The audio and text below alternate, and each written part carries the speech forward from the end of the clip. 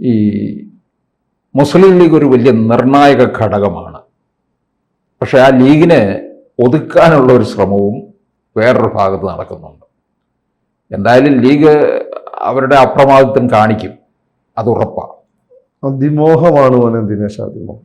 ഞാൻ അവരെ പറ്റി പറയുന്നത് വെച്ചാൽ കേരളത്തിൽ രാഷ്ട്രീയ പാർട്ടികൾ ഉണ്ടായ കാലം തൊട്ട് ഇതുവരെ ശക്തിപ്പെടുകയല്ലാതെ ദുർബലമായിട്ടില്ലാത്ത ഒരേ ഒരു പാർട്ടിയാണ്. CPM വരെ ഇടതുപക്ഷം വരെ ദുർബലപ്പെട്ടിരുന്നു. പക്ഷെ അവർ ദുർബലപ്പെട്ടിട്ടില്ല. BJP ആണെങ്കിൽ ആട് കടിച്ച ചെടി പോലെയാണ്, അതങ്ങനെയാണ്. അപ്പൊ അവര് ഇപ്പം കോൺഗ്രസിന് ഇത്രയും സീറ്റ് കിട്ടിയതിന് ഇവരുടെ സപ്പോർട്ടില്ല ഭരിക്കാമെന്ന് കോൺഗ്രസ് വിചാരിക്കുന്നുണ്ട്. അപ്പം കഴിഞ്ഞ ദിവസം ഞാൻ പറഞ്ഞില്ല, മാത്യു വെറുതെ നടത്തിയ സ്റ്റേറ്റ്മെന്റ് എല്ലാം അതിനെ സപ്പോർട്ട് ചെയ്യുന്ന രീതിയിൽ ഇപ്പം പലതും വന്നു തുടങ്ങി. ലീഗ് അടങ്ങിയിരിക്കണം എന്നൊക്കെ പറഞ്ഞ സ്റ്റേറ്റ്മെന്റ് ഒക്കെ വന്നു. ഈ ഹസനെ പോലുള്ള ആളുകൾ വരെ പറഞ്ഞു ഈ ലീഗിന്റെയൊക്കെ സപ്പോർട്ടോടാണ് പണ്ട് അവിടെ ജയിച്ചു പോയത്. ഇപ്പം അതിന് സീറ്റ് കിട്ടിയപ്പോൾ തനിക്കുണം കാണിക്കുന്നുണ്ട്. അതാണ് പ്രശ്നം.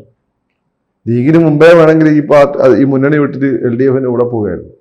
മലബാറിൽ കോൺഗ്രസിന്റെ എല്ലാ സീറ്റുകളും ജയിപ്പിച്ചത് ലീഗാണ്. ഒരു സീറ്റ് ഒന്നും അങ്ങനെ അല്ല എന്ന് പറയാൻ പറ്റില്ല. അങ്ങനല്ലേ 80 എത്തിയത്. പക്ഷെ ലീഗിനോട് അല്പം ഇടഞ്ഞു നിന്നിട്ടുള്ളത് ആര്യാടൻ മാത്രമായിരുന്നു. അല്ല, ആര്യാടൻ അത് ഞങ്ങൾക്കൊക്കെ ലീഗുമായിട്ട് ആര്യാടൻ ഉൾപ്പെടെ അവിടെ ദേശീയവാദികളായ മുസ്ലിം, അതായത് കോൺഗ്രസ്സുകാർക്ക് ലീഗിനെ ഉൾക്കൊള്ളാൻ പാടാണ്. അത് ഞങ്ങളൊരു പ്രത്യയശാസ്ത്ര പ്രശ്നമാണ്. അതല്ല ഇവിടെയുള്ള കോൺഗ്രസ്സുകാർ എന്തും കാണിക്കും വോട്ടിട്ടാൻ വേണ്ടി. SDPIന് തലേ പോയി RSSനെയും പോയി കാണും, ആരെയും വേണേൽ അവർ പോയി കാണും. അങ്ങനെയുള്ള ആളുകൾ ഇപ്പം ലീഗ് 19 സീറ്റ് കയ്യിലുണ്ട് വിചാരിച്ച് ലീഗിനെ വെല്ലുവിളിക്കുകയാണ്. ശരി, ഇത് കഴിഞ്ഞിട്ട് ഈ ഇലക്ഷനൊക്കെ വരാൻ പോകുന്നുണ്ടല്ലോ.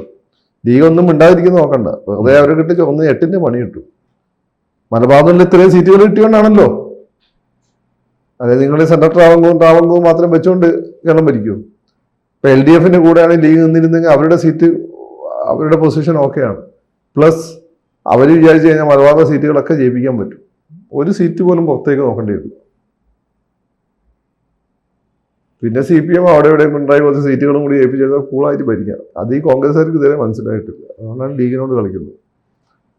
പിന്നെ പലർക്കും എനിക്ക് ലീഗിനോട് പ്രശ്നമാണ്. കാരണം ഇവര് ഉമ്മൻചാണ്ടി സാധാരണ സമയത്ത് 5ാം മന്ത്രി ചോദിച്ചത് കേരളത്തിലെ ഒരു സാമുദായികമായ ഇക്വേഷൻ തകർത്തിരുന്നു. അതന്ന് ലീഗിന് വന്ന ജമാഅത്തെ ഇസ്ലാമി ബാധയാണ്. അന്നത്തെ തങ്ങൾക്ക് ഈ പറഞ്ഞ കുറച്ച് ഇസ്ലാമിസം കൂടുതലായിരുന്നു. അതിൻ്റെ ഒരു പ്രോബ്ലമായിരുന്നു. അതിൻ്റെ അസ്കിത ആദ്യം സാധിക്കലി തങ്ങൾക്കുണ്ടായിരുന്നു. പക്ഷെ ഇപ്പം അദ്ദേഹം അത് മാറ്റി. അപ്പം പക്ഷെ അന്നൊന്നും ഇവർ ലീഗിനെതിരെ രാഷ്ട്രീയം വേണ്ടില്ലായിരുന്നു. കാരണം അന്ന് ഇവർക്ക് ആകപ്പാടെ 74 സീറ്റല്ലേ ടോട്ടലുള്ളൂ. ഇപ്പൊ ഒന്ന് ഇവർക്ക് കുറച്ച് സീറ്റ് കൂടുതൽ കിട്ടിയപ്പോഴാണ് ലീഗിന്റെ അഞ്ഞത്തോട്ട് കയറാൻ പോകുന്നത്. പിന്നെ ഇവർ ഈ പറയുന്നതിനെ മാതിരി ലീഗ് പറഞ്ഞാലൊരു വാക്ക് പാലിക്കുന്ന ഒരു പാർട്ടിയാണ്. അവര് സതീശനെ ചൂണ്ടിക്കാണിച്ചാണ് അവരെ ഇലക്ഷൻ നിന്നിട്ടുള്ളത്. അവര് അപ്പം കണ്ടാൽ അപ്പാന്ന് വിളിക്കുന്ന സ്വഭാവം അവർക്കില്ല. നാളെ ഇപ്പൊ KC വേണുഗോപാൽ ശക്തനാന്ന് വിചാരിച്ചു നാളെ പോയി KC വേണുഗോപാലിനെ ആണ് ഞങ്ങൾ ചൂണ്ടിക്കാണിച്ചതെന്ന് അവർ അണികളോട് പറയില്ല. അങ്ങനെ തന്തയില്ലായ്മൊന്നും അവർ കാണിക്കില്ല. അതാണ് അവർ പറഞ്ഞത്. എന്നിട്ട് ഈ ഹസൻ ഉൾപ്പെടെയുള്ള ആളുകൾ ഉമ്മൻചാണ്ടി സാറിന്റെ സമയത്ത് ലീഗ് 5ാം മന്ത്രി സ്ഥാനം എന്ത് ചോദിച്ചാലും കൊടുക്കുന്ന അവസ്ഥ ഉണ്ടായിട്ട് അന്നൊന്നും മിണ്ടാതെ ഇപ്പം വന്ന് വലിയ ഡയലോഗ് അടിക്കുന്നത്. ഇത് കമ്മ്യൂണലിസം അല്ലേ? ഇതാണ് കമ്മ്യൂണലിസം. അതായത് ഈ പട നയിച്ചത് സതീശനാണ്. അതുകൊണ്ടാണ് ലീഗ് സതീശനോട് പ്രത്യേക സ്നേഹം ഉണ്ടായിട്ടതല്ല. അല്ല, സതീശൻ മലബാറുകാരനും അല്ല. പിന്നെയും KC മലബാറുകാരൻ. പക്ഷെ KC ഒന്നും രംഗത്തില്ല, ഉള്ളിലേ ഉള്ളൂ. അപ്പൊ ലീഗിനെ സംബന്ധിച്ചിടത്തോളം അയാളുടെ അണ്ടറിലാണ് മത്സരിച്ചത്. അപ്പൊ ലീഗിന്റെ ഒരു നീതിബോധം ഉണ്ടല്ലോ. അപ്പൊ അയാളാണ് വരേണ്ടത്. ജനങ്ങൾ അതാണ് പ്രതീക്ഷിക്കുന്നത്. KC എന്ന് എഴുതി കൊടുത്ത പല ആളുകളും നാട്ടിൽ MLA പോയപ്പോൾ അവർ പുറത്തിറങ്ങാൻ പറ്റാത്ത അവസ്ഥയപ്പോ. മനസ്സിലായില്ലേ? അപ്പം ഇത് കോൺഗ്രസിന്റെ നന്ദികേടാണ്. എന്നാലും കോൺഗ്രസിന്റെ സ്വഭാവം നന്ദികേട് മാത്രമല്ല, ഭാവിയെ പറ്റി ചിന്തയില്ല. നാളെ ഇലക്ഷൻ വരില്ലോ. ലീഗിന്റെ വോട്ട് നിർണായകമായിരിക്കും. കേരളത്തിൽ ഇപ്പോൾ ഏറ്റവും കൂടുതൽ ശക്തമായ ഇലക്ട്രോറൽ പ്രോസസ്സ് പങ്കെടുക്കുന്ന കമ്മ്യൂണിറ്റി മുസ്ലിം കമ്മ്യൂണിറ്റിയാണ്. ആ മുസ്ലിം കമ്മ്യൂണിറ്റി ഏതാണ്ട് 90% വോട്ട് കൺട്രോൾ ചെയ്യുന്ന ലീഗാണ് മലബാറിൽ. ആ വോട്ടിനൊന്നും സംഭവിക്കില്ല. അതിന് കൂടി വരികയുള്ളൂ. അത് ഏത് ജനറേഷൻ വന്നു കഴിഞ്ഞാൽ. എന്താ അവർക്ക് മനസ്സിലാകത്തത്? പിന്നെ ലീഗിനെ ജമാഅത്തെ ഇസ്ലാമിയെ ഡിക്റ്റേറ്റ് ചെയ്യുന്ന എനിക്ക് മനസ്സിലായി. ചില സാഹചര്യങ്ങളിൽ ലീഗിന്റെ ചില നിലപാടുകൾ ഇവരുടെ സ്വാധീനത്തിൽ വന്നിട്ടുണ്ട്. പക്ഷെ അവരെ തിരുത്തിയിട്ടുണ്ട്. എന്നെപ്പോലുള്ള ആളുകളല്ല. അവർക്ക് ബോധ്യപ്പെടുന്ന അവരിഷ്ടപ്പെടുന്ന ആളുകൾ ചൂണ്ടിക്കാണിച്ചോ അവരെ തിരുത്തിയിട്ടുണ്ട്. നമ്മൾ അവർ തിരുത്തണമെന്ന് നമ്മളൊക്കെ അവർ സില്ലി ബോയ്സ് ആണ്. അല്ല, അവരുടെ ആളുകളുണ്ട്, അവർ തിരുത്തിയിട്ടുണ്ട്. അപ്പൊ ജമാഅത്ത് ഇസ്ലാമിന്റെ നിലപാടല്ലേ. ലീഗിനെ സംബന്ധിച്ച് ഒരു നീതിബോധമാണ് വി.ഡി. സതീശൻ എന്നുള്ളത്. അയാളാണ് നയിച്ചത്, അതുകൊണ്ട് അയാളായിരുന്നു ഫേസ് എന്നുള്ളത്. അതാണ് അവർ പറയുന്നത്. അതിനകത്ത് ഇവരെ ജമാഅത്ത് ഇസ്ലാമിയെ ഡിക്കേറ്റ് ചെയ്യേണ്ട ആവശ്യമൊന്നുമില്ല. ജമാഅത്ത് ഇസ്ലാമിക്ക് പോലെ അജണ്ട ഉണ്ടാവും, അത് പക്ഷേ ലീഗിന്റെ തലയിൽ വെച്ച് കെട്ടേണ്ട ആവശ്യമില്ല. ജമാഅത്ത് ഇസ്ലാമി, നിങ്ങളെ പേര് വിജയനാഥാന്നുള്ള ജമാഅത്ത് ഇസ്ലാമി പറഞ്ഞു വിചാരിച്ചു ഞാനിപ്പോൾ അത് മാറ്റി പറയേണ്ട ആവശ്യമില്ല, വിജയനാഥല്ലേ. അതേപോലെയാണ് സതീശന്റെ കാര്യം വന്നിരിക്കുന്നത്. ഏഷ്യാനെറ്റ് കേരളത്തിലെ ഏറ്റവും നിഷ്പക്ഷമായ ചാനലാണ്, അതിൻ്റെ ഉടമ BJP-കാരനുമാണ്. അങ്ങനെ സംശയമുണ്ട്, അദ്ദേഹത്തിലൊന്നും ഇടപെടാറില്ല. ഏഷ്യാനെറ്റ് സപ്പോർട്ട് ചെയ്യുന്ന വി.ഡി. സതീശൻ. എന്തുകൊണ്ട്? ഏഷ്യാനെറ്റ് നീതിബോധമുണ്ട്. പിന്നെ ഈ മുസ്ലിം കമ്മ്യൂണിറ്റിപ്പെട്ട ആരെങ്കിലും സപ്പോർട്ട് ചെയ്ത് അത് എന്താ വർഗീയത എന്ന് പറയുന്നത് എന്താ അർത്ഥമുള്ളത്? അപ്പൊ മറ്റവരൊക്കെ പറയുന്നതോ KPCC പ്രസിഡന്റ് പള്ളി പിന്നെ എന്താ കത്തോലിക്ക അച്ഛൻ, ആ ഒരു ഓപ്പണായി പറയില്ല, ഉള്ളിലേ പറയുള്ളൂ കത്തോലിക്കാരനാണോ എന്ന് പറഞ്ഞില്ലേ. അങ്ങനല്ലേ സുധാകരനെ മാറ്റിയത്, എന്തിനല്ലേ തവണ വോട്ട് ചെയ്തത്. അപ്പൊ അതിൽ വർഗീയതല്ലേ. ഇത് മുന്നിൽ നിന്ന് നയിച്ച ആള് അയാളാവണോ എന്ന് പറയുന്നത് നീതിബോധമാണ്. ഇസ്ലാമിന്റെ ഏറ്റവും വലിയ അടിസ്ഥാനം നീതിയാണ്. അല്ല, അപ്പൊ മുഖ്യമന്ത്രിയെ നിശ്ചയിക്കുന്നതിൽ ലീഗ് ഒരു ഘടകമാകത്തില്ല. ലീഗ് ഒരു ഘടകം തന്നെയാണ്. കാരണം ലീഗാണ് ഇത്തിരി ആളുകളെ മലബാർന്ന് ജയിപ്പിച്ചു വിട്ടത്. തെക്കുന്ന് ഞാൻ പറയില്ല, മലബാർന്ന് ജയിപ്പിച്ചു വിട്ടത്. അപ്പൊ അവർക്കൊരു സേ ഉണ്ട് അതിൽ. നിങ്ങളത് കേട്ടിട്ടില്ലെങ്കിൽ അവരെ ഈ മാത്യുവിനെ പോലുള്ള ആളുകളെ വിട്ട് അപമാനിക്കാൻ നിൽക്കരുത്. അല്ലെങ്കിൽ ഈ പറയുന്ന മറ്റേ ഹസനെ പോലുള്ള ആളുകൾ. ഫാരിസ് അബൂബക്കറിനെ വല്ല മഹാനായി ചിത്രീകരിച്ച ആളാണ് ഈ ഹസൻ. ഫാരിസ് അബൂബക്കറിനെ പറ്റി നല്ല സംസാരിച്ച രണ്ടുപേരേ ഉള്ളൂ, ഒന്ന് പിണറായിയും ഒന്ന് ഹസനുമാണ്. ഈ ഹസനാണ് ഇപ്പൊ ലീഗിനെ തിരുത്താൻ നടക്കുന്നത്. ലീഗിനെ നന്നായിട്ട് അറിയാവുന്ന ആളല്ലേ ഹസൻ? ഹസൻ എനിക്കതല്ല, ഹസൻ തെക്കുള്ളതല്ല. ഞങ്ങൾക്ക് ലീഗിനെ പറ്റി വലിയ ധാരണയുണ്ടാകും. ലീഗിനെ പറ്റി നിങ്ങൾക്ക് അറിയുന്നത് നിങ്ങൾ വടക്കുള്ള ആർഎസ്എസ്കാർ വരെ, അതിലെ വർഗീയവാദികൾ ഭ്രാന്തരത്വന്മാരല്ലാതെ ലീഗിനെ പറ്റി കുറ്റം പറയില്ല. കാരണം നമ്മുടെ ഈ കമ്മ്യൂണിറ്റിയിൽ വർഗീയത ഇല്ലാതാക്കുന്നതിൽ ഇന്ത്യൻ യൂണിയൻ മുസ്ലിം ആയതിനു ശേഷം അവർ വലിയ പങ്ക് വഹിച്ചിട്ടുണ്ട്.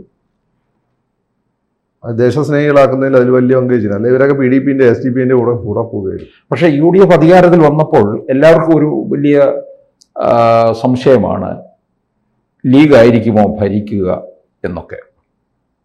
ലീഗ് അങ്ങനെ ഭരിക്കുമോ എന്ന് വെച്ചാൽ ഭരിക്കുന്ന സാഹചര്യം നിങ്ങൾ ഉണ്ടാക്കാതിരുന്നാൽ മതി.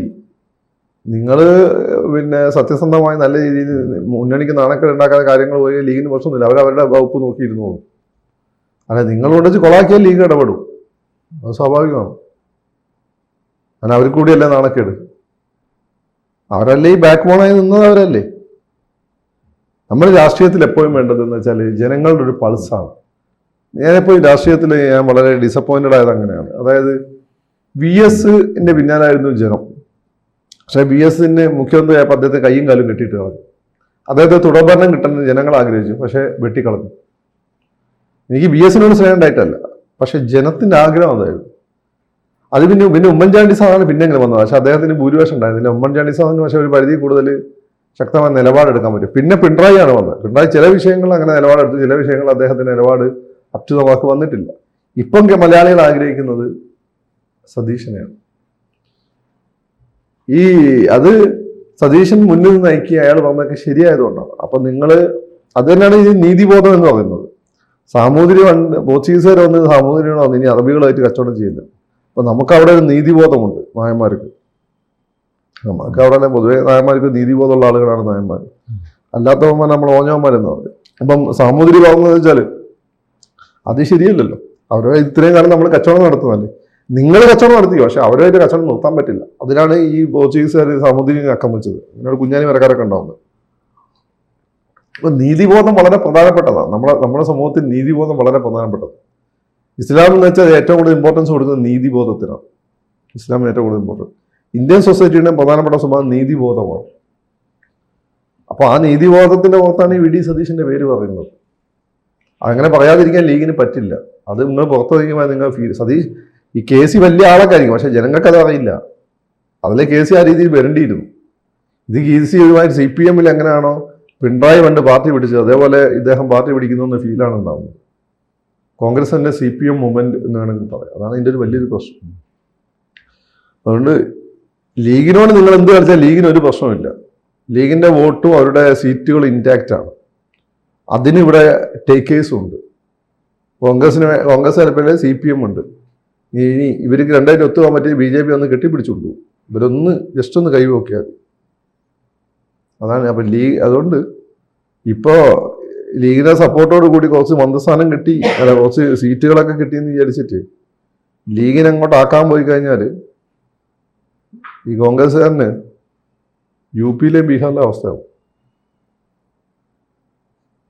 അത് മനസ്സിലാക്കിക്കോളാം. രണ്ട്, ജമാഅത്ത് ഇസ്ലാമിനെയൊക്കെ വിടുക, അവന്മാരെ നമ്മളൊക്കെ എതിർക്കുന്നത്. ഒരു മുസ്ലിം സംഘടനയോ മുസ്ലിം ഒരു അഭിപ്രായം പറഞ്ഞാൽ അത് കമ്മ്യൂണലിസം ആകുകയാണെങ്കിൽ ഇവിടെ പച്ചയ്ക്ക് കമ്മ്യൂണലിസം പറയുന്ന ആളുകളുണ്ടല്ലോ. അതെന്താ കമ്മ്യൂണലിസം അല്ലേ? നിങ്ങളെ പറയുന്നതിൽ കാമ്പുണ്ടോന്ന് നോക്കിയാൽ മതി, മനസ്സിലായില്ലേ? അല്ലാതെ മറ്റേ ഉമ്മാക്കൊന്നും കാണിച്ച് ഇങ്ങോട്ട് വരട്ടാൻ വരണ്ട.